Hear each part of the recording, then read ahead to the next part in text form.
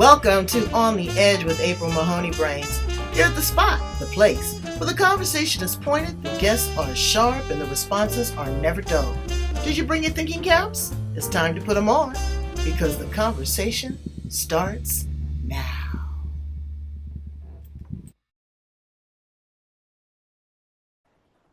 Welcome to On the Edge with April Mahoney Brains. How are you today?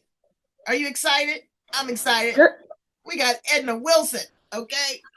This is going to be so cool. She is a children's book author. Who in the world does that? And that's hard brains. I've written 3 books. I'm on book number 4.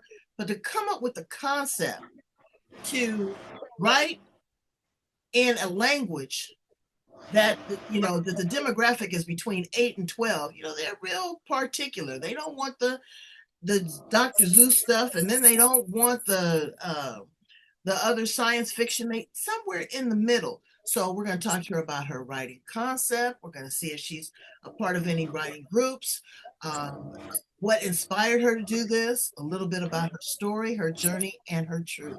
Let's welcome her to the show. How are you, Edna Wilson? I'm great, April. Thank you. Thank you for inviting me to the Brains group. Absolutely. Yes. This is where they're sharp and they're heady, right here on the So tell us a little bit about you and how you show up in the world. I show up as a digital marketer and also just as a marketer with a lot of writing background.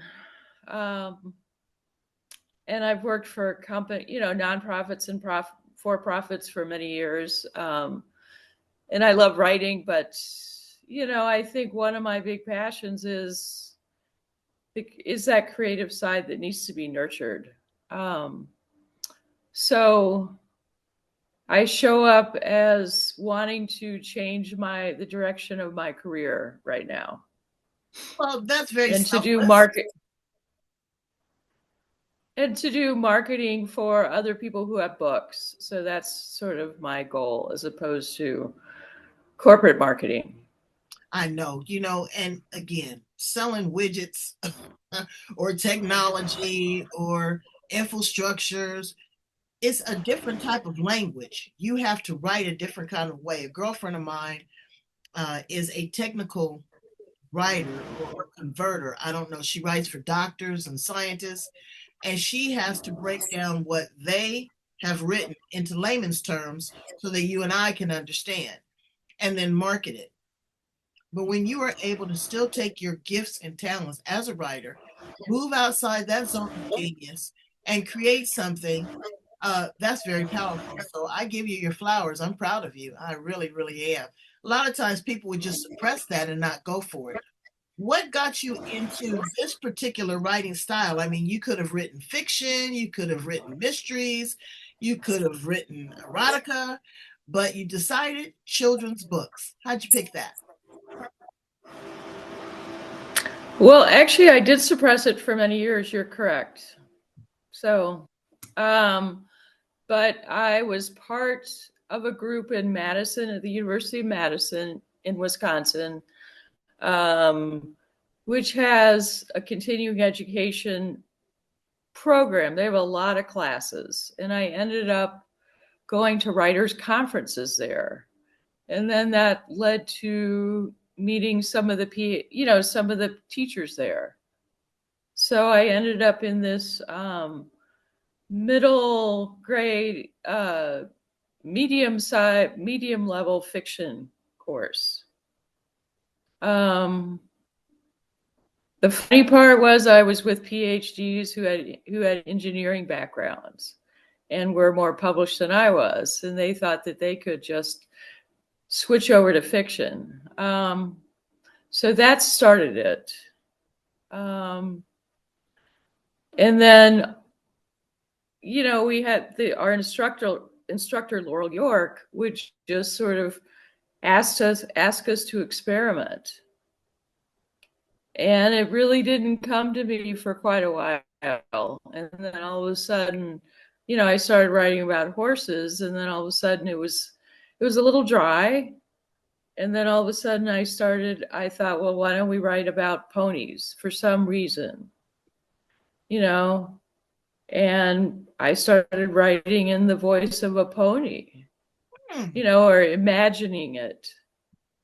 And then it sort of took off from there, actually. Did you whinny? So that no, but these little ponies sort of scream. It sort of drives. It's very unnerving. Actually, I'm not like I don't. Ponies are okay in my head, but they're in Now, person they're a little different.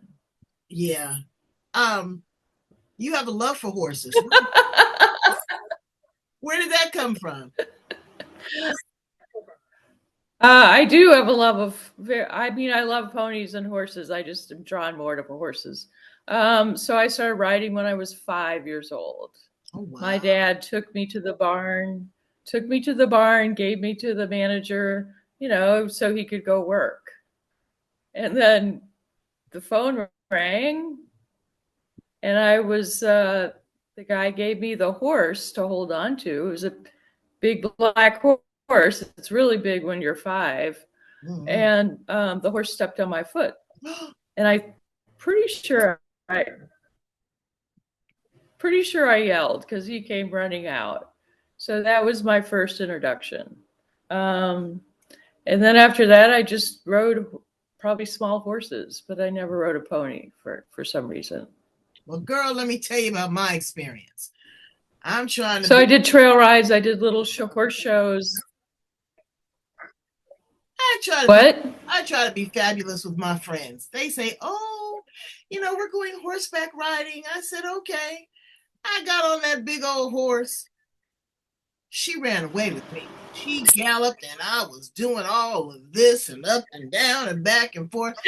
I was begging her, please stop. Oh, please stop. It was, and they're so yeah, they're powerful, they're strong, and they have a mind of their own. And when she finally stopped, I slid down, and you don't really realize how high you're up when you're on that saddle. I slid down and I looked at her, and she looked back at me like, I'm the boss. I'm like, you are absolutely right. I got in that side saddle bag. I gave her a couple sugar cubes and a carrot, and I walked her back just as happy. And I have not been on a horse since. That's You know, that's sad. but they are I beautiful. know They're beautiful, majestic animals, and they are so smart. they are. They're really intuitive. So if you're scared or if you're nervous or if you're happy, they can sense all that. Mm-hmm. And they will take advantage of you. Yeah, they will be in charge if you let them. Mm-hmm. Well, it was funny. But it's I was in Ireland, and I walked over to a horse. I said, I'm not going to be intimidated. I walked over to the horse and I said, are you friendly? Are you nice? I posted a picture on Facebook. He kind of nudged me, and I patted him on the head and everything. He was very nice. He was like, okay, you're safe. It's fine. I'm friendly. So they are extremely intuitive, and um they're great for therapy. I've had other yes, guests they are. that own horse ranches that work with autistic children or people that have had trauma, that they really don't necessarily ride the horse, but are just in the horse's presence. And it creates a metamorphosis of change. It does indeed. Yeah, the horse, they can really sense what's going on. Mm-hmm. And that's one reason they're great for S therapy. People also ride them who have MS and a whole bunch of issues, but they Mm-hmm. cerebral palsy, and that helps them connect their brain with their body and all that stuff. It's Absolutely. pretty remarkable. We have some horse rescue places out here in Wisconsin. Yeah. It's a very big deal. Do you still ride? Oh yeah, I compete. Oh, wow. I have I have I've never really been scared of horses. I mean, I did get run away with when I was a wrangler out west, when I was like 20. That was a little scary because it was down a chute a barbed wire chute, barbed wire on either side. And I was like, oh, maybe I'm going to die here. Wow. Um, so, yeah, I've had 4 horses of my own. I'm on my 4th horse now. He is my hard horse. He's 17 hands. He's like gray white. Reads me like a book. We have an amazing partnership. Wow. Yeah, So when you he's say you compete, what yeah, he do you do, like barrel racing, or what do you, what's your no, he's not a barrel racer. No, he couldn't handle that. He's really big, so he's long and big, tall. So we jump jumps together. wow. Um, he came from Kentucky. He was bred at a breeding farm in Kentucky. Um, his mom was a dressage is a thoroughbred. She's still alive. Hmm. His father was a dressage stallion and Hmm. competed in dressage in Florida. So he can be very flashy when he wants to. He just doesn't prefer to do dressage. He would rather just go fast and jump jumps So tell and me, trail ride. He likes that. what is dressage? Dressage is sort of like it's like walk, trot, canter with it's very structured, Okay. and he doesn't really like that. So it's an Olympic sport. Okay. Um, it's part of eventing. You know, eventing is cross country, stadium jumping, and dressage. Kind of you would have equestrian training and disciplines in dressage. Yeah, so it's like a triathlon for people. Hmm. It's the same. It's just with a horse. You're working with a horse. Wow. So was your horse your inspiration for the book? Um, he's in a lot of it actually, because I just use his, a lot of his emotions. I just transfer to the pony stuff, Okay. because the ponies are actually sort of fabricated after an actual business here in Wisconsin. So there's a woman that it's pretty fascinating that has like 60 ponies, 60 or 70, and she and her husband buy, sell, and lease those ponies out, and they go to pony finals, which is what my book is about. So it's about all these different ponies finding their kids to ride with and to get leased out and to go or get bought. Wow. So yes, there So is. that you could lease a horse like you could lease a Mercedes, because it's expensive to maintain, to You grow, could. and the vet bills can run amok with a horse. Yeah, well, actually, ponies can be just as expensive. I mean, they're small. They only go up to like 13 hands, I think, as a pony, small, medium, and large, and then the horse size takes over up to that. Wow. Horses go up to like 19 hands. Mm. Mine is 17 hands. So ponies are pretty small, compact. So they're like little sports cars. That's what we call them. Okay. They zoom around. They're really fast. They can be very fast, a lot of them, but they're really compact. Whereas my horse is really long, Mm. which is good. So now He's still fast. you've had some people What? that have actually, did a test read. What are some of the responses that you're getting from the book? Oh, so that would be part of my writing group. They have read it, and I also have a beta reader at our barn who has just turned 10 years old, so she will be one of my beta readers. Oh. I've already asked her mother if it was okay, and her mother's like, "Oh my God, that would be great." So a lot of my current inspiration comes from this one kid at our barn, because we have adults, we don't have kids at our barn.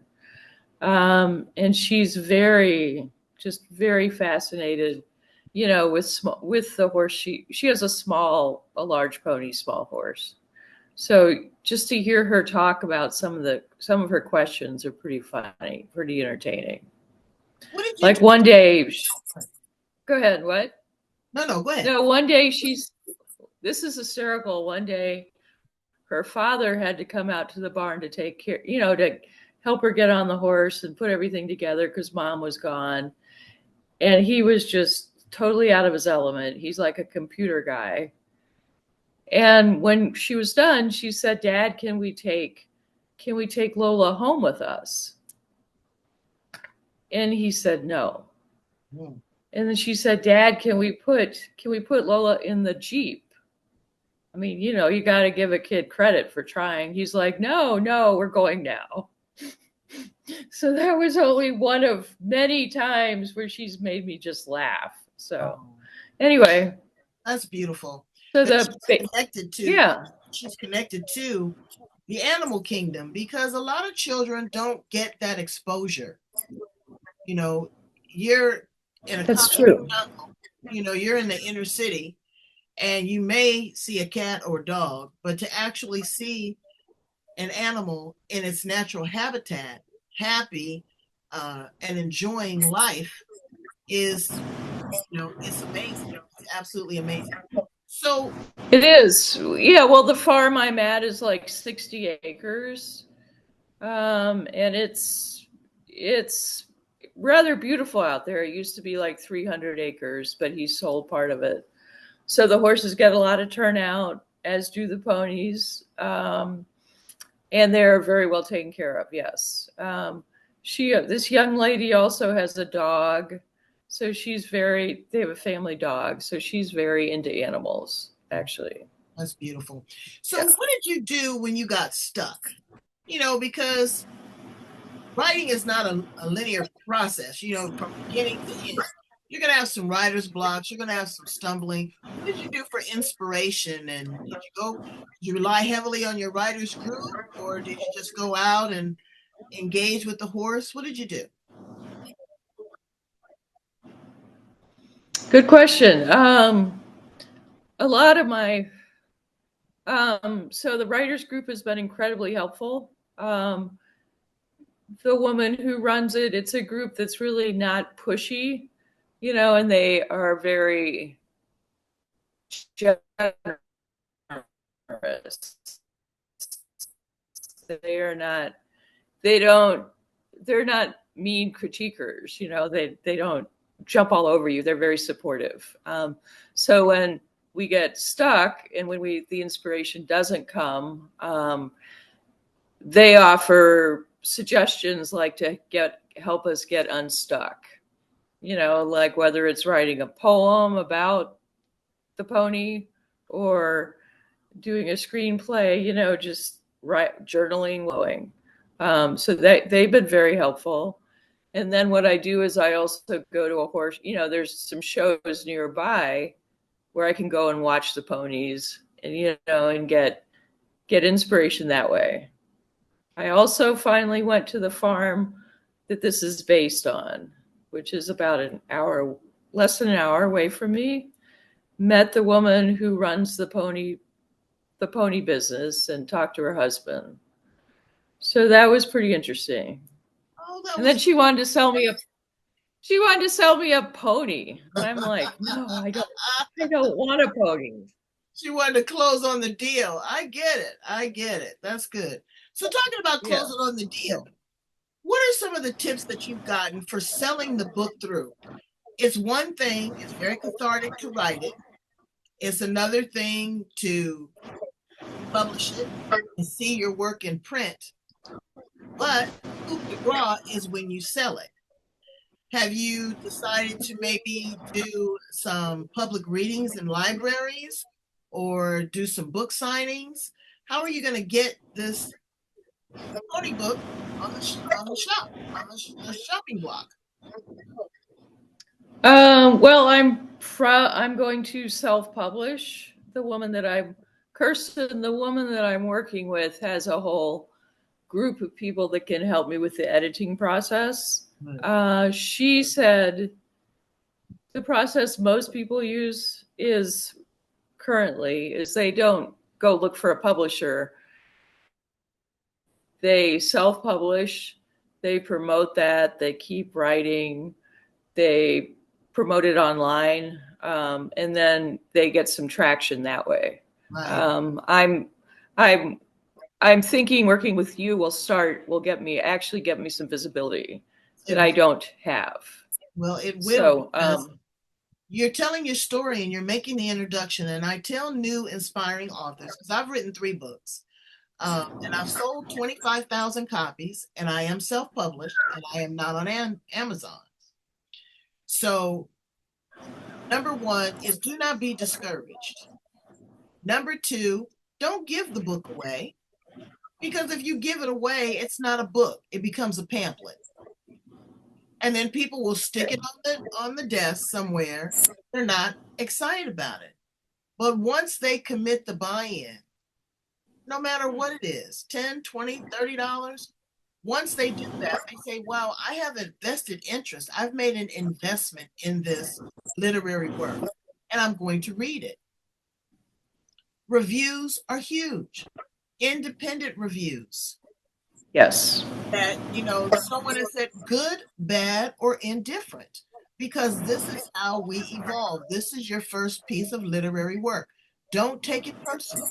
It's not going to be for everybody, you know, right. but this is how you evolve when your character development, describing your scenes, the vocabulary that you use, the editor that you use, because the editor is so important. They need to be able to speak your voice, where you're supposed to laugh, or you're supposed to pause, or you're supposed to be in a quandary, or you're supposed to have more description and a flow. So the editors, Yes. and people don't like to spend money on editing. But what you fail to realize is that people are looking at you in print, and they're saying, yeah, they're looking at more than how you dot your I's and cross your T's. They're really looking at your flow and the level of interest, because there could be a sequel. This might be a stage play. This might be the next great Netflix. This might be the next great cartoon, the next, game. So we're always looking to evolve and see where this actual document can go to. You don't want to get stuck. You don't want to get stuck at all. So let's ask you some fun questions. How about that? Okay. If you were an appliance in the kitchen, Edna, what appliance would you be? And tell me why. Oh my goodness. I'd be a toaster. I don't know. Not a um, toaster. Would you be a pop-up toaster, or would you be a toaster oven? oh my God. I'd be a pop-up toaster. Okay. Um, because they're crunchy. I don't know. I know. I'd be the refrigerator. The I just want to be refrigerator. somewhere. Yeah, Okay. I just want to be somewhere you could chill. Oh, that's good. I like that. Okay. That's very good. If Okay. you had an opportunity to time travel, go back to the past, stay here in the present, project to the future, where do you see yourself landing? Oh, I would be in Idaho in a couple years with my partner and Ooh, my horses, and we are building a house out there. wow. So, yep, that's the plan. All right. Yep. It's What near would you? Yellowstone, so we'll be near Oh, Yellowstone. God. Oh, that's beautiful. What would It you tell is. a person that is in flux right now, that is stuck in their creative wheelhouse and they want to break out? How would you encourage them to do what you've done? I would say join a writers group, go to some conferences, um, talk to other creative people, because I just talked with a woman yesterday who wants me to ghostwrite a book for her. And she has a very interesting concept. She wants to do letters, like to her past self, and she's totally afraid to do it. And I said, I could, yeah, I could help her with it. So you got to take little steps and find those safe people like you or me or somebody else to talk to who won't judge you, you Oh, know?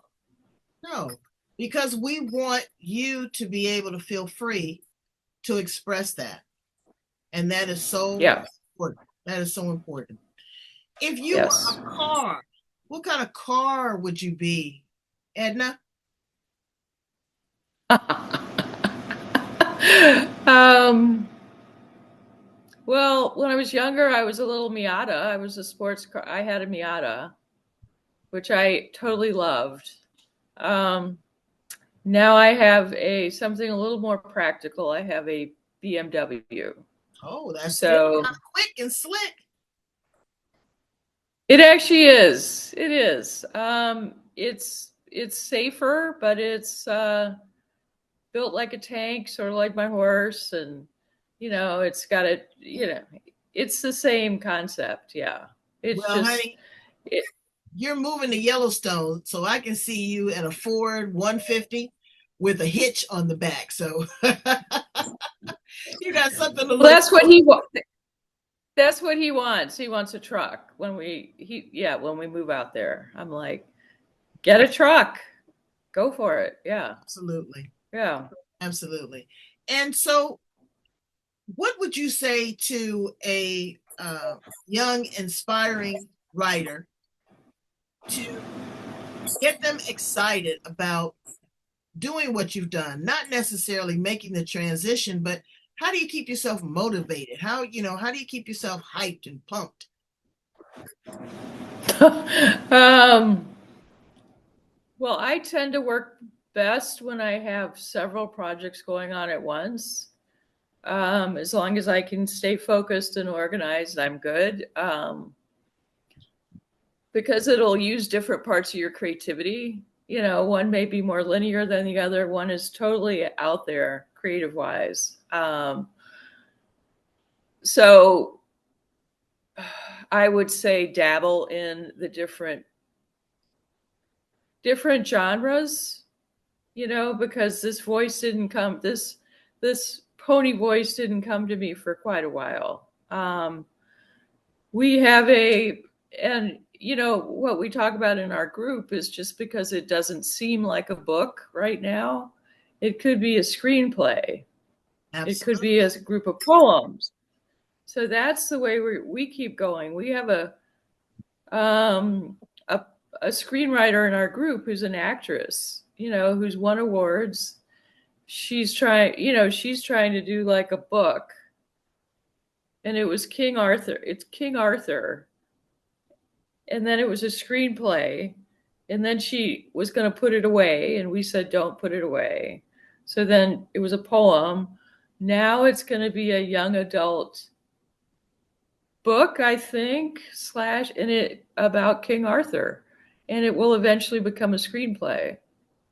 So we do dabble in all that. It's very non-judgmental group.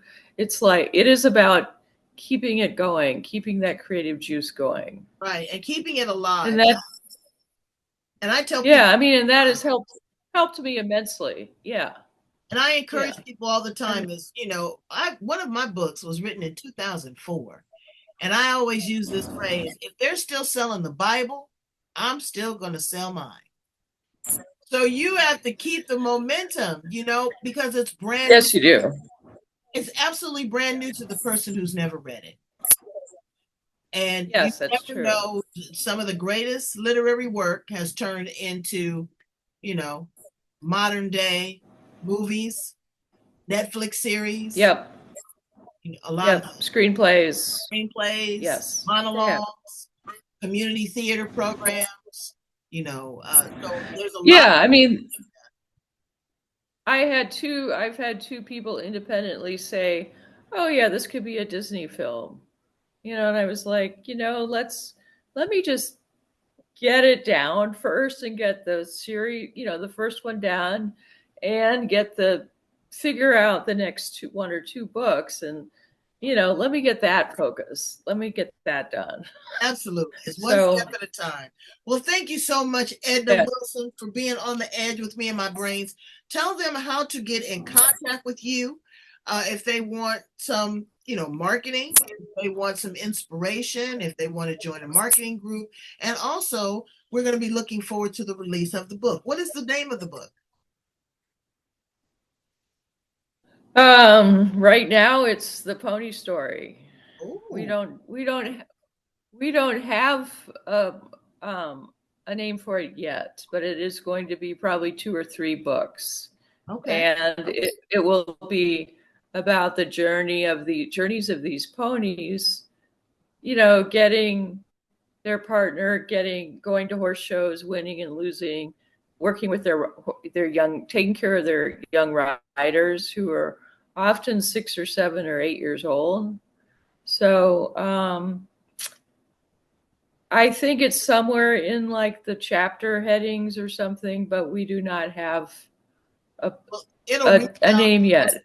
It's going to reach out and grab you. And that's normally what happens because picking a title, Yeah. picking a title and picking a cover. But again, brains, never judge a book by its cover. Always open, flip through a few pages and read it for yourself. So how do they get in contact with you, Edna? Well, they can contact me through you, um, through your website or something, your Facebook page. I am available via email and phone. Okay. What's your So email address? it's Edna, EDNA, dot, B as in boy, dot Wilson at gmail.com. All right. So, Brains, I'm going to put all of her contact information in the back. We're going to keep an eye out for the release of the book and actually follow Edna as she goes through this. Because what I'm really liking about this is that this is new, it's fresh, it's innovative, and she's at the beginning stage. J.K. Rowling had to start somewhere. And if no one was ever introduced to her, she wouldn't be the gazillionaire and queen of everything Harry Potter. So you have to start somewhere. And I really like being able to work with someone, for the lack of a better term, from cradle to grave, because that way we see we see how you evolve. Cradle to, Yeah. cradle to agent. Okay. Cradle to agent. All right, we'll say that instead. So thank you so much for being here on the Edge, Brains. I need you to go in and love, like, share, and do what? Subscribe, so that you can be notified every time there is a brand new interview. We have everything from soup to nuts: authors, entrepreneurs, doctors, lawyers, healers, teachers, magicians, musicians, and also the stories of those that have been overlooked and underserved. So please go in, leave a comment. If they have suggestions, leave suggestions, because that's how we grow and evolve. Thank you, Edna, for being here on the Edge. We appreciate you, and we're going to be watching you. Thank you very much, April, and I look forward to meeting some people in your group. All Thank you right. very much. All right. Bye, brains. This Have a was good day.